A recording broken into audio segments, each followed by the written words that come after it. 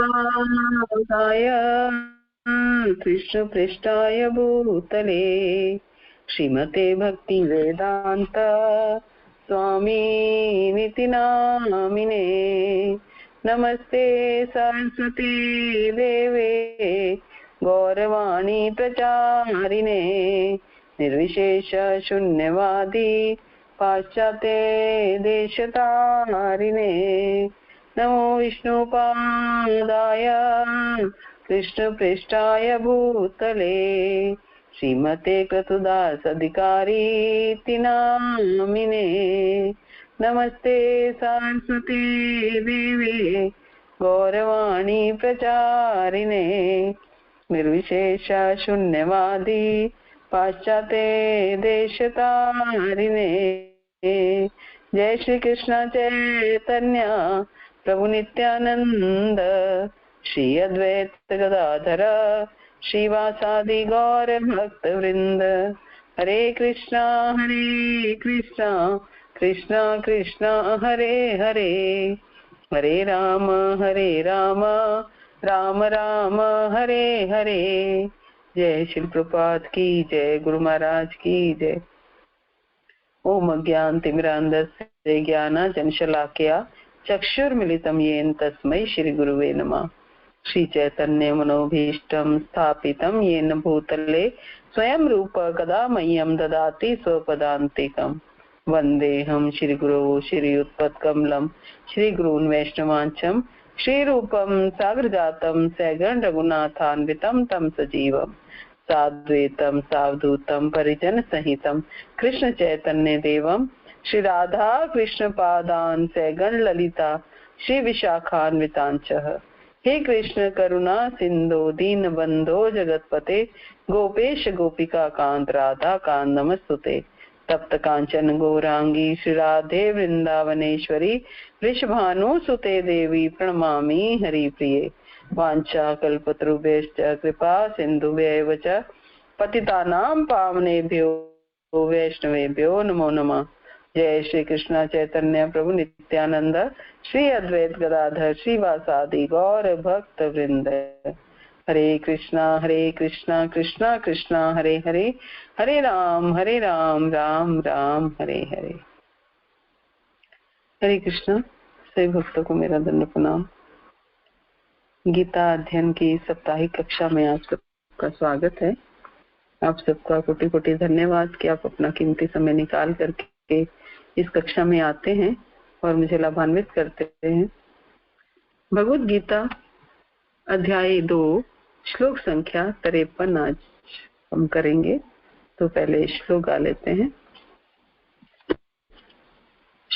श्रुति विप्रतिपन्ना ते यदा स्थास्यति निश्चला समाधावचला बुद्धिस्तदा योगम् अवाप्स्यसि। श्रुति विप्रतिपन्ना ते यदा स्थास्यति निश्चला समाधावचला बुद्धिस्तदा योगम् अवाप्स्यसि। श्रुति विप्रतिपन्ना ते यदा स्थास्यति निश्चला समाधावचला बुद्धिस्तदा योगम् अवाप्स्यसि। भावार्थ और तात्पर्य श्री प्रभुपाद द्वारा। श्री प्रभुपाद की जय, गुरु महाराज की जय। जब तुम्हारा मन वेदों की अलंकारमयी भाषा से विचलित ना हो और वह आत्म साक्षात्कार की समाधि में स्थिर हो जाए, तब तुम्हें दिव्य चेतना प्राप्त हो जाएगी। तो इस श्लोक में भगवान अर्जुन से कह रहे हैं कि जब अर्जुन की बुद्धि कृष्ण भावनामृत की समाधि में अचल हो जाएगी, कृष्ण भक्ति की समाधि में अचल हो जाएगी, तब उन्हें श्री कृष्ण का योग अर्थात श्री कृष्ण से मिलन प्राप्त होगा। तो पिछले श्लोक में भगवान ने ये बताया था कि जब अर्जुन की बुद्धि मोह के अंधकार से मुक्त हो जाएगी, तब उन्हें वेदों के कर्म कांड से विरक्ति का अनुभव होगा। हमने पिछला श्लोक किया था ना पिछली क्लास में कि जब तुम्हारी बुद्धि मोह रूपी सघन वन को पार कर जाएगी, तो तुम सुने हुए तथा सुनने योग्य सबके प्रति अन्य मनस्क हो जाओगे। अर्थात जब अर्जुन की बुद्धि मोह के अंधकार से मुक्त हो जाएगी, तब उन्हें वेदों के कर्म कांड से विरक्ति का अनुभव होगा। अब इस स्थिति से व्यक्ति किस प्रकार श्री कृष्ण की प्रसन्नता प्राप्त कर सकता है ना, और लक्ष्य क्या है? भगवान को प्रसन्न करना।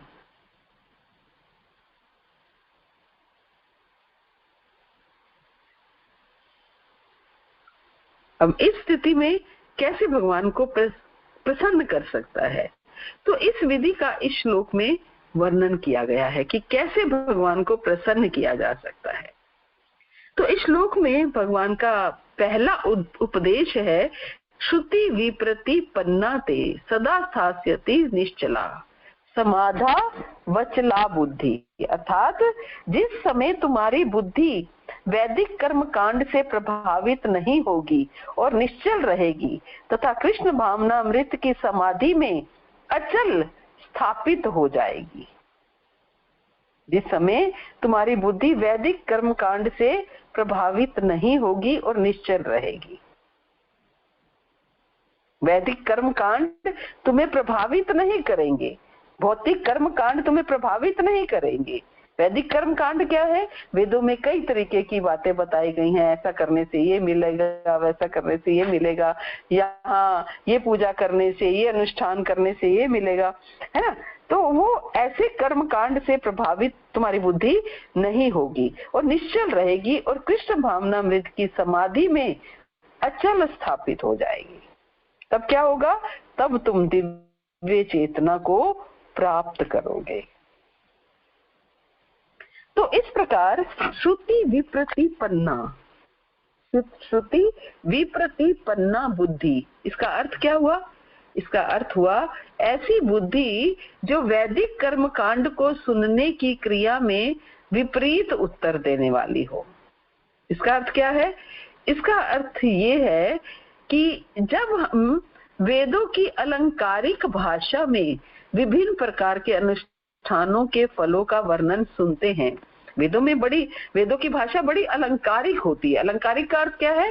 बड़ी सजी हुई, है ना, सुंदर तरीके से बताया जाता है कि आप यहाँ पर इतने दिन व्रत करोगे तो आपको ये फल मिलेगा, ये वाला व्रत करोगे तो आपको ये फल मिलेगा, आपकी पुत्र संतान उत्पन्न होगी, आपकी संतान अच्छे से पढ़ लिख जाएगी, कुछ भी कोई भी अनुष्ठान, आपके पति की आयु लंबी होगी, आपके बच्चों की आयु लंबी होगी, कैसे भी अनुष्ठान ये वेदों में दिए, आपको स्वर्ग प्राप्त होगा।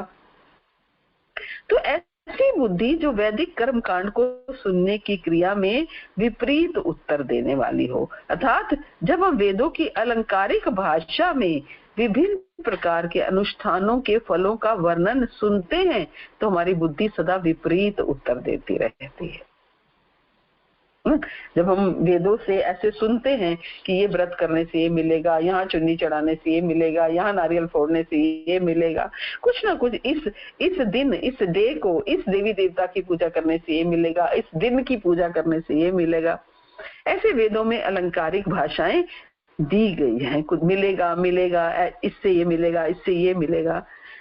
जैसे कि उदाहरण के लिए वैदिक कर्म कांड में स्वर्ग की प्राप्ति को बहुत महत्व दिया गया है और स्वर्ग का जीवन बड़ा सुविधाजनक होता है।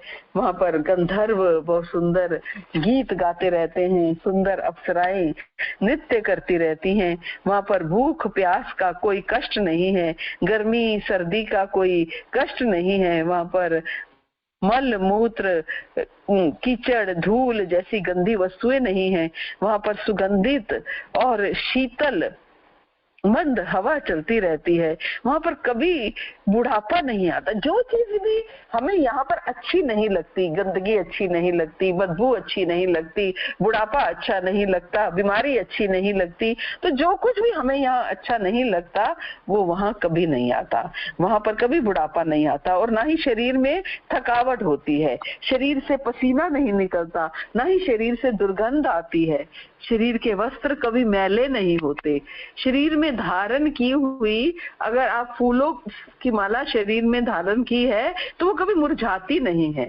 वहां पर हर व्यक्ति के पास अपना एक विमान होता है जो इच्छा के अनुसार आकाश में चलता है। तो जिन लोगों की बुद्धि मोह के अंधकार में है, वे लोग अब ऐसे स्वर्ग की प्राप्ति की बात सुनते हैं तो उनकी बुद्धि क्या कहती है? हाँ, ये अच्छी बात है, ये स्वर्ग मुझे चाहिए। सुन के कितना अच्छा लग रहा है, ना सर्दी है, ना गर्मी है, न मल मूत्र है, न कीचड़ है, न धूल है, न गंदी वस्तुएं हैं, सुंदर सुगंधित शीतल मंद हवा चल रही है, न बीमारी है, न बुढ़ापा है, न थकान है, न शरीर में पसीना है, न दुर्गंध है। तो कितना अच्छा लग रहा है, ऐसा जगत हमें भी चाहिए, है ना। तो जिन लोगों की बुद्धि अंधकार में है, वे लोग जब ऐसे स्वर्ग की प्राप्ति की बात सुनते हैं तो उनकी बुद्धि यही कहती है कि हाँ, मुझे भी स्वर्ग चाहिए। परंतु उनकी बुद्धि मोह के अंधकार से मुक्त है, वो जब ऐसे स्वर्ग की प्राप्ति की बात सुनते हैं तो उनकी बुद्धि विपरीत उत्तर देती है। उनकी बुद्धि क्या कहती है? नहीं, ये अच्छी बात नहीं है। उनकी बुद्धि क्या कहती है? ये अच्छी बात नहीं है, ये स्वर्ग मुझे नहीं चाहिए। क्यों? क्योंकि स्वर्ग में पुण्य क्षीण होने से व्यक्ति को वहां से गिरना पड़ता है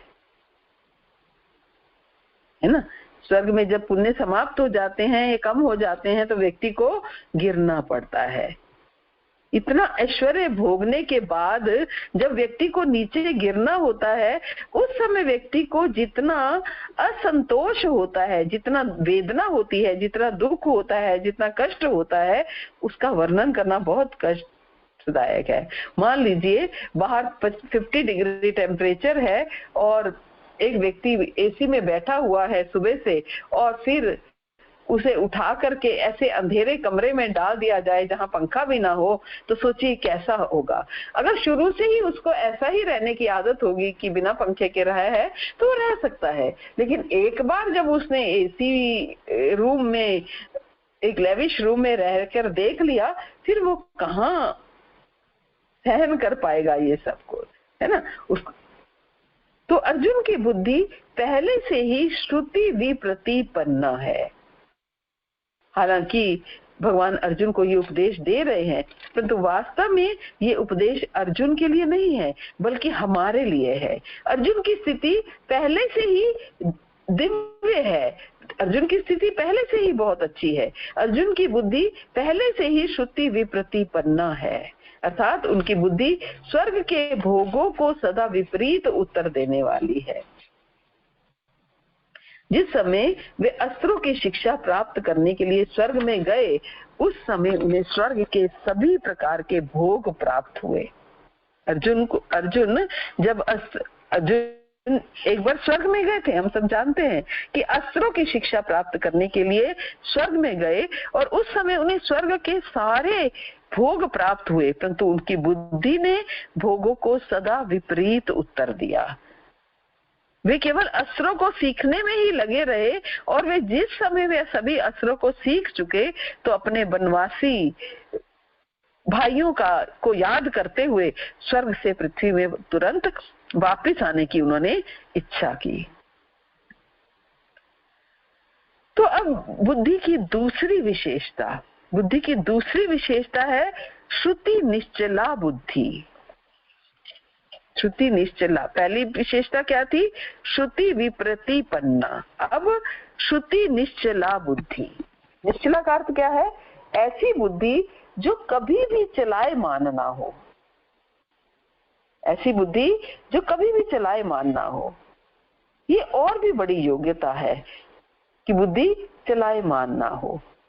इसका अर्थ क्या है? इसका अर्थ ये है कि हालांकि शुरू में बुद्धि स्वर्ग के भोगों को विपरीत उत्तर देती रहती है, परंतु जब लगातार भोग प्राप्त होते रहते हैं तो फिर एक ऐसी स्थिति भी आ सकती है जिसमें बुद्धि स्वर्ग के भोगों से प्रभावित हो जाए, उसे स्वर्ग के भोग अच्छे लगने लगे। परंतु यहाँ पर भगवान कह रहे हैं कि बुद्धि की दूसरी विशेषता ये है कि निरंतर भोगों की प्राप्ति के बावजूद भी बुद्धि निश्चल बनी रहे। भले ही स्वर्ग के भोग प्राप्त होते रहे, लेकिन बुद्धि निश्चल बनी रहे। अर्जुन की बुद्धि पहले से ही श्रुति निश्चला है। तो ये विशेषता भी अर्जुन की बुद्धि में है। वे स्वर्ग में 5 वर्षों तक रहे, परंतु भोगों की लगातार प्राप्ति के बावजूद भी उनकी बुद्धि निश्चल बनी रही। जिस समय उर्वशी रात के समय अर्जुन के निकट आई और उसने अर्जुन से कहा कि हे अर्जुन, हे वीर, जब से मैंने आपके गुणों को सुना है तब से मेरा मन आप पर लग गया है। मैं काम के वश में हूँ, बहुत दिनों से मेरी लालसा है, मैं लालसा कर रही हूँ और आप मुझे स्वीकार करें। तो उस समय अर्जुन की बुद्धि निश्चला रही। अर्जुन की बुद्धि निश्चला रही। उन्होंने कहा कि हे देवी, मेरे संबंध में और कोई बात सोचनी ही नहीं चाहिए। मैं तुमसे सच सच कहता हूँ कि तुम मेरी पूजनीय माता हो। सोचिए, उर्वशी ने क्या उनको प्रपोज किया और वो क्या कह रहे हैं, तुम मेरी माता हो, मैं तुम्हारे चरणों में सिर झुकाकर प्रणाम करता हूँ। इस प्रकार हम देखते हैं कि अर्जुन की बुद्धि ऐसे अवसर पर भी निश्चला बनी रही, जिसमें बड़े बड़े ऋषि भी विचलित हो जाते हैं। और बुद्धि की तीसरी विशेषता क्या है? समाधा वचला बुद्धि, अर्थात समाधि में अचल बुद्धि।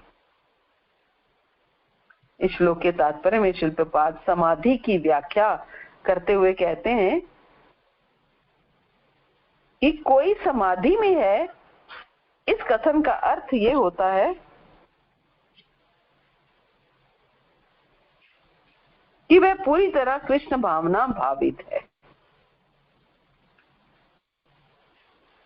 कोई समाधि में है, इसका अर्थ क्या है कि वह पूरी तरह कृष्ण भावना भावित है। समाधि शब्द के अनेक अर्थ हैं और इन अनेक अर्थों में से सबसे सर्वश्रेष्ठ अर्थ है कि पूरी तरह से कृष्ण भावना भावित होना, पूरी तरह से कृष्ण भक्ति में रंग जाना, डूब जाना।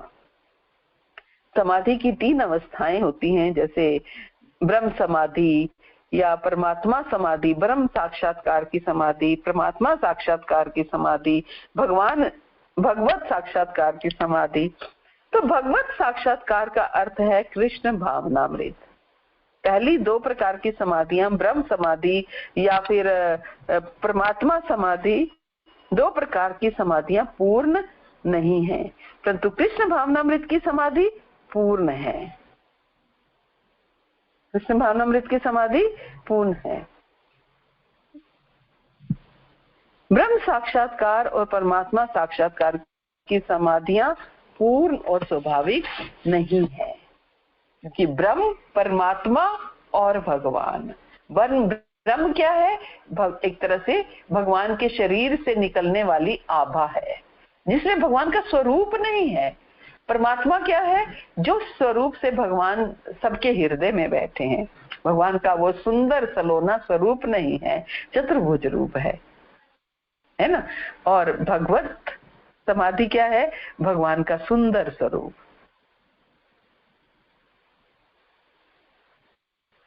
तो कृष्ण भावनामृत की समाधि में शरीर क्रियाशील रहता है, परंतु बुद्धि क्या होती है? बुद्धि अचल होती है।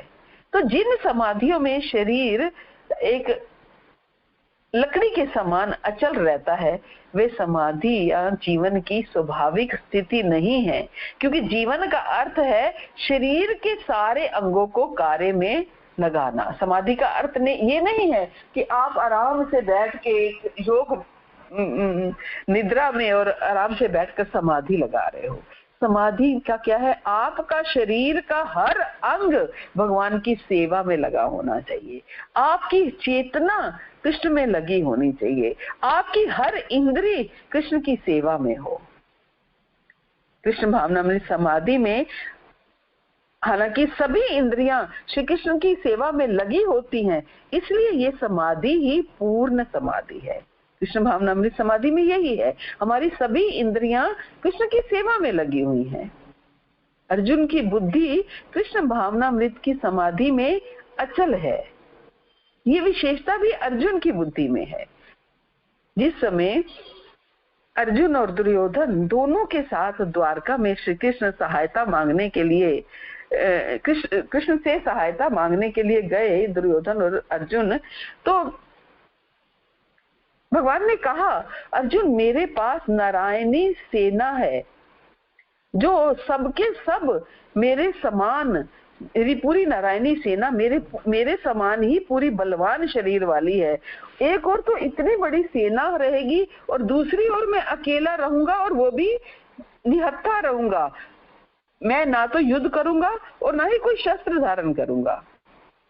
अर्जुन, इन दोनों में से कोई एक वस्तु जो तुम्हारे मन को अधिक अच्छी लगे, तुम्हारे मन को अधिक प्रिय लगे, तुम पहले चुन लो, क्योंकि धर्म के अनुसार पहले तुम्हें ही अपनी मनचाही वस्तु चुनने का अधिकार है। तो श्री कृष्ण के ऐसा कहने पर अर्जुन ने युद्ध ना करने वाले भगवान श्री कृष्ण को ही चुना। तब दुर्योधन ने ये सारी सेना ले ली और श्री कृष्ण को ठगा हुआ समझकर उसे बड़ी प्रसन्नता हुई कि ये तो बुद्धू व्यक्ति है और कैसे इसने निहत्थे कृष्ण को ले लिया।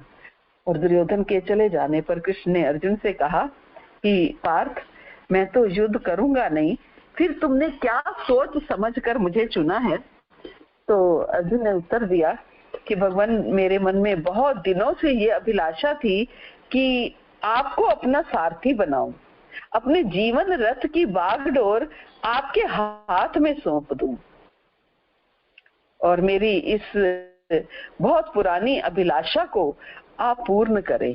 तो इस बात से पता चलता है कि अर्जुन की बुद्धि कृष्ण भावनामृत की समाधि में अचल है। अन्यथा ऐसी स्थिति में कोई भी व्यक्ति कृष्ण का चुनाव नहीं कर सकता है। हर कोई, जो भी किसी को भी ये ऑप्शन मिलेगी तो हर कोई नारायणी सेना लेना ही पसंद करेगा, लेकिन क्योंकि अर्जुन की बुद्धि पूर्ण रूप से कृष्ण भावनामृत में स्थित है, अचल है, तभी अर्जुन ने ये चॉइस ली। तो ये बुद्धि की इस तीसरी विशेषता के विषय में भगवान ये कह रहे हैं कि जब बुद्धि में पहली दो विशेषताएं प्राप्त हो जाएंगी, उसके बाद ही ये तीसरी विशेषता प्राप्त होगी। इसलिए भगवान कह रहे हैं, यदा समाधा वचला बुद्धि स्थास्यति, अर्थात जिस समय समाधि में अचल बुद्धि स्थापित हो जाएगी।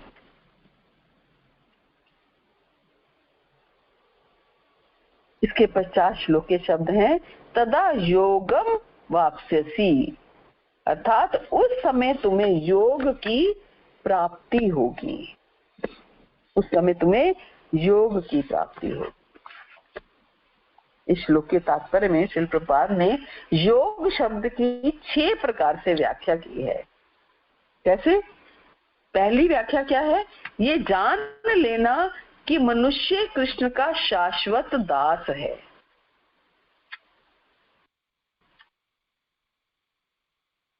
ये जान लेना मनुष्य कृष्ण का शाश्वत दास है। श्री प्रभुपाद ने श्लोक के तात्पर्य में योग की सबसे पहली व्याख्या की है कि ये जान लेना कि मनुष्य कृष्ण का शाश्वत दास है, सदा से दास है और रहेगा। ये बात केवल मनुष्य जीवन में ही जानी जा सकती है। श्री प्रभुपाद ने अनेक स्थानों पर, भगवद गीता के अनेक स्थानों पर ये व्याख्या करते हुए कहा है कि जीव यदि भगवान का अंश है तो अंश का कार्य है अंशी की सेवा करना। ममेवांशो जीवलोके जीव भूता सनातना। अंश का कार्य क्या है? अंशी की सेवा करना। जिस प्रकार हमारा हाथ हमारे शरीर का अंश है, उसी प्रकार हम श्री कृष्ण के अंश हैं, और जिस प्रकार हमारा हाथ भोजन के ग्रास को हमारे मुख में पहुंचाता है और बदले में कुछ प्राप्त करने की बात नहीं सोचता, उसी प्रकार हमारा संबंध कृष्ण के साथ उनकी सेवा करना है और बदले में कृष्ण से कुछ भी प्राप्त करने की बात नहीं सोचना है। जिस प्रकार हमारा हाथ भोजन को मुंह में पहुंचाकर मुंह को आनंद देता है, मुख को आनंद देता है, उसी प्रकार हमारा एकमात्र कार्य श्री कृष्ण को आनंद पहुंचाना है। जब हमारा हाथ भोजन को मुख में डालता है और वह भोजन पेट में पहुंचकर रस में परिवर्तित होता है, तब हमारे हाथ को भी पोषण प्राप्त होता है। हमारा हाथ भी तंदुरुस्त हो जाता है। मीन्स अगर मान लो हमें बहुत भूख लगी है, हम 2 दिन की फास्टिंग से हैं, तो हाथ पैर शिथिल हो जाते हैं, लेकिन हाथ पैरों को भोजन नहीं देते, भोजन मुख के माध्यम से पेट में जाता है ना। पेट में जैसे ही भोजन जाता है तो हाथ पैरों में जान आनी शुरू हो जाती है ना, हाथ पैरों को पोषण मिलता है। तो यदि हाथ भोजन को मुख में ना पहुंचाकर भोजन को स्वयं अपने पास रख लेता, तो इस प्रकार ना तो मुख को ही आनंद प्राप्त होता और ना ही हाथ को ही पोषण मिलता। उसी प्रकार यदि हम कृष्ण की सेवा छोड़कर स्वयं अपनी इंद्रियों की सेवा में लगे रहते हैं, तो ना तो श्री कृष्ण को सुख प्राप्त होगा और ना ही हम सुखी हो सकेंगे। यदि हाथ भोजन को मुख में नहीं पहुंचाएगा तो हाथ स्वयं बहुत कमजोर हो जाएगा। उसी प्रकार यदि हम कृष्ण की सेवा करना बंद कर देते हैं तो हम स्वयं निर्बल हो जाएंगे, स्वयं दुखी हो जाएंगे। यदि हम अपने आप को कृष्ण का नित्य दास समझेंगे तो हमें कृष्ण का नित्य योग प्राप्त होगा, और यदि हम अपने आप को कृष्ण का नित्य दास नहीं समझेंगे तो हमें श्री कृष्ण का नित्य वियोग प्राप्त होगा, है ना। ये योग की पहली व्याख्या की प्रभुपाद ने। योग की दूसरी व्याख्या क्या की? प्रभुपाद ने इस श्लोक के तात्पर्य योग की दूसरी व्याख्या की है कि ये जान लेना कि हमारा एकमात्र कर्तव्य कृष्ण भावनामृत में अपने सारे कार्य करना है, अपने सारे कार्य कृष्ण भावनामृत में करना है। भगवान भगवद गीता के 8वें अध्याय में कहते हैं कि हमें सदा कृष्ण के रूप में उनका चिंतन करना चाहिए, कृष्ण के रूप में, द्विभुज रूप में उनका चिंतन करना चाहिए, और साथ ही अपने कर्तव्य को भी पूरा करना चाहिए। तो इस श्लोक के तात्पर्य में श्री प्रभुपाद लिखते हैं कि अर्जुन को दिया गया ये उपदेश भौतिक कार्यों में व्यस्त रहने वाले सारे व्यक्तियों के लिए बड़ा महत्वपूर्ण है। भगवान ये नहीं कहते कि कोई अपने कर्तव्यों को त्याग दे। मनुष्य उन्हें करते हुए साथ साथ हरे कृष्ण का जप करके कृष्ण का चिंतन कर सकता है। ऐसा नहीं कहा किसी ने कि हम अपने जो है प्रेस्क्राइब्ड ड्यूटीज को हम छोड़ दें, अपने कर्तव्यों को छोड़ दें, ऐसा नहीं कहा। क्या कहा गया है कि हमें ड्यूटीज को करते हुए कृष्ण का चिंतन करना है। कृष्ण का नाम जप करने से मनुष्य परम धाम कृष्ण लोक को प्राप्त होगा, इसमें कोई संदेह नहीं है। इसलिए नाम जप करते हुए साथ हरे कृष्ण का जप करके कृष्ण का चिंतन कर सकता है। तो इस बात से पता चलता है कि यदि हम भौतिक कार्यों को भी कृष्ण का स्मरण करते हुए या कृष्ण भावना में करते हुए भौतिक कार्य होते हुए अमृत बन जाएंगे। यदि हम कोई भी कार्य करें, साथ में कीर्तन चला ले, साथ में कोई लेक्चर चला ले, हर समय काम करते रहिए, कुछ ना कुछ सुनते रहिए, है ना, तो क्या होगा, वो कार्य भौतिक कार्य होगा, लेकिन भौतिक कार्य होते हुए भी अमृत बन जाते हैं। परंतु यदि हम उन भौतिक कार्यों को भौतिक भावना में करते हैं तो कृष्ण भावना में नहीं करते हैं, तो वे भौतिक कार्य हमारे लिए विष बन जाते हैं। कितना कठिन लगता कार्य, आप करके देखिए। आप अपने घर के कार्य करते हुए ये सोचिए, अब मैं खाना बनाऊंगी तो ये वाला लेक्चर सुनूंगी, झाड़ू पोछा करूंगी तो मैं क्या कीर्तन सुनूंगी, ये भजन सुनूंगी, बर्तन करते हुए ये सुनूंगी। एजेंडा बना लेना चाहिए, लिस्ट हमेशा आपके फोन में लेक्चर सेव होने चाहिए कि मुझे ये काम करते हुए ये सुनना है। तो देखिए आपको काम करने का उत्साह पैदा हो जाएगा, है ना, क्योंकि आपको सुनना है। सुनने में रुचि उत्पन्न कीजिए, सुनने में रुचि उत्पन्न करेंगे तो काम करने में भी उत्साह होगा। तो प्रभुपाद ने इस श्लोक के तात्पर्य में योग की तीसरी व्याख्या की है कि ऐसी स्थिति में मनुष्य कृष्ण के सानिध्य में रहता है। प्रभुपाद ने कृष्ण भावनामृत के प्रचार के लिए वृंदावन छोड़ा। हम सब जानते हैं, है ना।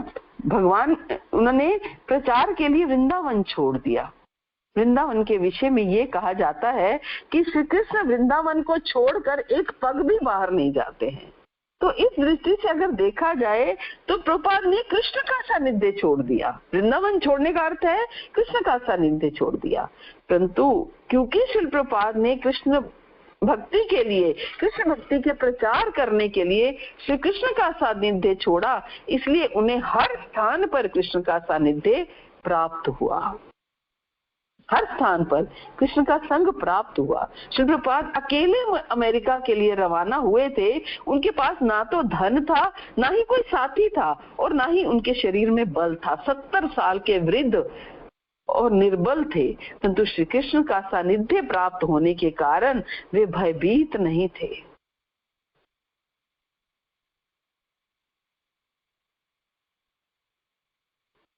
क्योंकि कृष्ण उनके साथ थे, इसलिए उन्हें किसी तरह का भय नहीं था।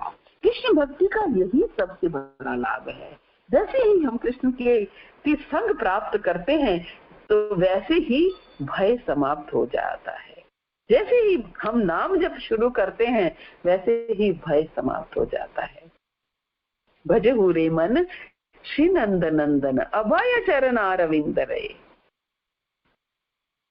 दुर्लभ मानव जन्म सत्संगे, तरहु रे भव सिंधु। हे मन, तू नंद नंदन का भजन कर। क्यों? क्योंकि वो अभय प्रदान करने वाले हैं। तो श्री प्रभुपाद अकेले अमेरिका गए। उनके पास ना धन था, ना कोई साथी था, ना शक्ति थी, निर्बल वृद्ध, परंतु भगवान का सानिध्य था उनके साथ, भगवान का संग था, इसलिए वो भयभीत नहीं थे। उन्होंने निर्भीक आवाज में पश्चिमी समाज की निंदा की और कृष्ण भक्ति के बिना उनके जीवन को पशुओं का जीवन बताया। योग शब्द का सबसे सही और सरल अर्थ श्री कृष्ण का सानिध्य प्राप्त करना है। फिर श्री प्रभुपाद ने इस श्लोक के तात्पर्य में योग की चौथी व्याख्या की है कि इस दिव्य अवस्था में कृष्ण से प्राप्त सारे आदेश समझे जा सकते हैं। योग की तीसरी व्याख्या में प्रभुपाद ने बताया था कि ऐसी स्थिति में मनुष्य कृष्ण के सानिध्य में रहता है। कृष्ण का सानिध्य प्राप्त करने का एक परिणाम ये भी है कि उस दिव्य अवस्था में कृष्ण के सारे आदेश समझे जा सकते हैं। तो कृष्ण के आदेश प्राप्त होने के हमारे पास हम देखते हैं कि शास्त्रों में कि भक्तों को कितने आदेश प्राप्त होते हैं। कई उदाहरण हैं हमारे सामने। श्रीपाद माधवेंद्र पुरी को श्री कृष्ण ने आदेश दिया कि उनकी गोपाल की मूर्ति जो है गोवर्धन के समीप झाड़ियों में दबी हुई है और उसे खोद कर निकाला जाए और उसकी विधिवत स्थापना की जाए। और फिर 2 वर्षों के बाद उन्होंने सपने में आदेश दिया कि उनके शरीर का ताप दूर नहीं हुआ है, इसलिए माधवेंद्र पुरी नीलाचल जाकर उनके शरीर पर लेप करने के लिए मलय चंदन लेकर आए। फिर जिस समय माधवेंद्र पुरी चंदन लेकर आ रहे थे तो गोपाल ने उन्हें सपने में आदेश दिया कि उस चंदन को रेमुणा में स्थित गोपीनाथ को लेप करे।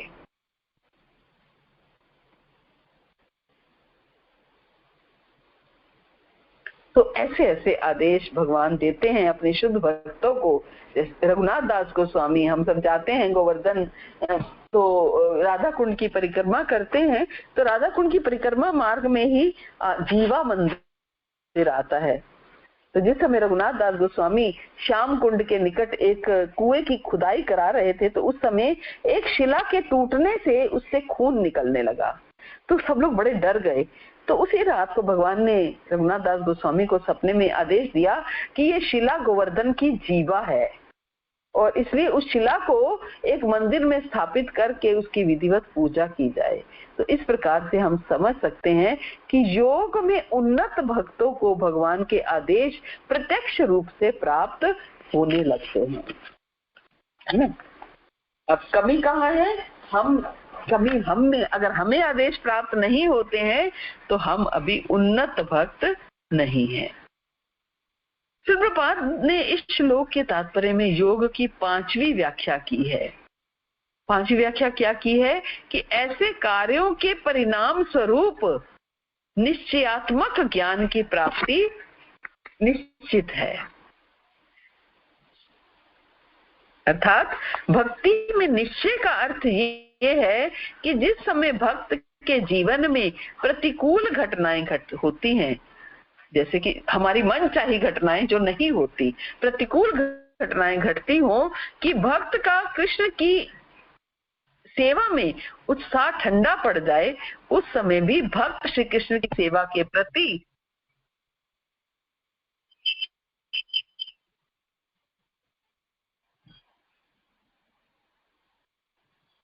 भक्त श्री कृष्ण की सेवा के प्रति अपना निश्चय बनाए रखता है। भले ही कैसी भी स्थिति आ जाए, कैसी भी प्रतिकूल अवस्था आ जाए, कोई भी घटना जीवन में घट जाए, कोई ऐसा सुख दुख जीवन में होते रहते हैं, अगर कुछ ऐसा दुख आन भी पड़ता है, उस समय भी भक्त श्री कृष्ण की सेवा के प्रति अपना निश्चय बनाए रखे। इस विषय में सीता जी का उदाहरण हम ले सकते हैं कि सीता जी जिस समय भगवान राम को 14 वर्ष के वनवास की आज्ञा हुई, उस समय सीता जी के लिए यह आवश्यक नहीं था कि वे भगवान राम के साथ वन में जाए, और इसके अतिरिक्त उन्हें श्री राम ने वन में रहने के अनेक प्रकार के कष्ट बताए कि वन में ये सब कुछ सहना पड़ेगा, भूख प्यास भी हो सकती है, सारे कांटेदार कांटों पे चलना पड़ेगा, नंगे पांव चलना पड़ेगा। तो सीता देवी ने श्री राम के साथ वन में जाने का दृढ़ निश्चय कर लिया, और उनके इस निश्चय से श्री राम प्रसन्न हुए। जिस समय रावण ने सीता देवी का अपहरण किया, उस समय उसने सीता जी को अनेक प्रकार के भोग ऐश्वर्य दिखलाए। जब सीता जी का निश्चय नहीं बदला तो उसने और दूसरी राक्षसियों ने सीता जी को कई तरह के कष्ट भी पहुंचाए, मृत्यु की धमकी भी दी, परंतु सीता जी ने मरना स्वीकार कर लिया, लेकिन श्री राम के प्रति अपना निश्चय नहीं बदला। अभी तक रावण ने जिन दूसरी स्त्रियों को बलपूर्वक अपहरण किया था, उन सभी ने या तो योग भोग ऐश्वर्य के प्रलोभन में या मृत्यु की धमकी से अपना निश्चय बदलकर रावण को अपने पति के रूप में स्वीकार कर लिया था।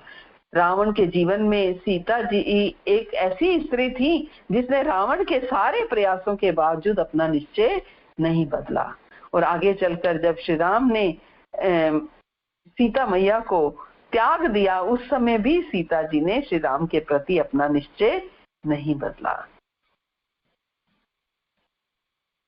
उन्होंने यही कहा कि अब तो मैं बड़े कष्ट में पड़ गई, क्योंकि कोई अपराध ना होने पर भी श्री राम ने मेरा परित्याग कर दिया है, फिर भी मैं मन वचन और कर्म से अपने उन पति देव का कोई अपराध नहीं करूंगी, और सदा अपने मन में उनके मनोहर चरणों का ध्यान करती रहूंगी। तो इस प्रकार हम देखते हैं कि निर्दोष होने पर भी सीता जी के प्रति श्री राम का व्यवहार बड़ा कठोर था। हालांकि देखने में ऐसा लग रहा था, हालांकि सब कुछ उनकी लीला थी, लेकिन देखने में कठोर प्रतीत हो रहा था, लेकिन फिर भी सीता जी ने अपना निश्चय नहीं बदला। ये भगवान के द्वारा भक्त के निश्चय की परीक्षा है, और योग में उन्नत भक्त श्री कृष्ण की सेवा में अपना निश्चय अटल रखते हैं। और श्री प्रभुपाद ने श्लोक के तात्पर्य में योग की 6ठी व्याख्या की है कि इस अवस्था में कृष्ण और उनके प्रतिनिधि गुरु की आज्ञाओं का पालन मात्र करना होता है। कृष्ण और उनके प्रतिनिधि गुरु जो है, उनकी आज्ञाओं का पालन करना होता है। इसका अर्थ क्या है? इसका अर्थ यह है कि भक्त हालांकि महान से भी महान सफलता प्राप्त कर लेता है, फिर भी वह इस बात को अच्छी तरह समझता है कि उसे जो भी सफलता प्राप्त हुई है, उस सफलता का कारण उसकी अपनी योग्यता नहीं है, बल्कि श्री कृष्ण या गुरु की आज्ञा के बल पर ही उसे सफलता प्राप्त हुई है। जिस समय प्रचार के लिए श्रील प्रभुपाद को बड़ी, जब प्रभुपाद कृष्ण आंदोलन को फैलाने में श्री प्रभुपाद को बड़ी सफलता प्राप्त हुई, तो उस समय उनसे पूछा गया कि वे कितने प्रसन्न हैं, क्योंकि संपूर्ण पृथ्वी में उनका प्रभाव फैल रहा है। तो श्री प्रभुपाद ने बड़ा सहज सा उत्तर दिया कि मैं केवल आदेश का पालन करने वाला हूँ, मैं केवल आदेश का पालन करने वाला हूँ। तो इस प्रकार हम समझ सकते हैं कि योग का असली अर्थ यही है कि श्री कृष्ण और उनके प्रतिनिधि गुरु की आज्ञा के पालन के अतिरिक्त अन्य कोई अपना कार्य न किया जाए।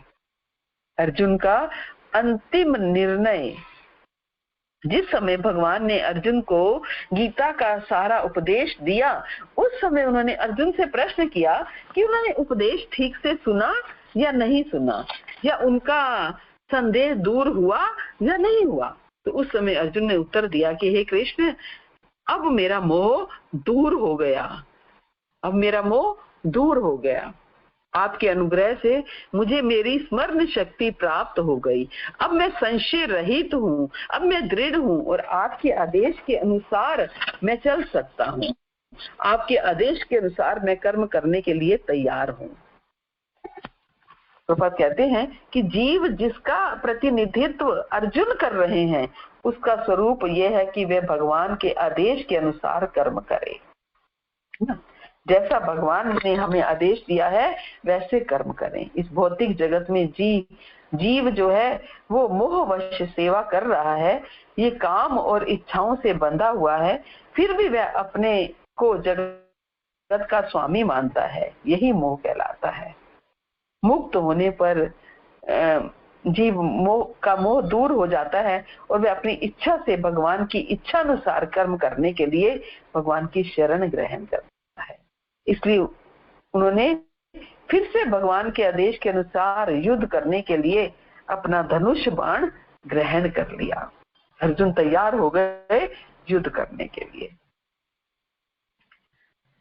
हरे कृष्ण। तो इस तरीके से हमने योग की एक तरह से,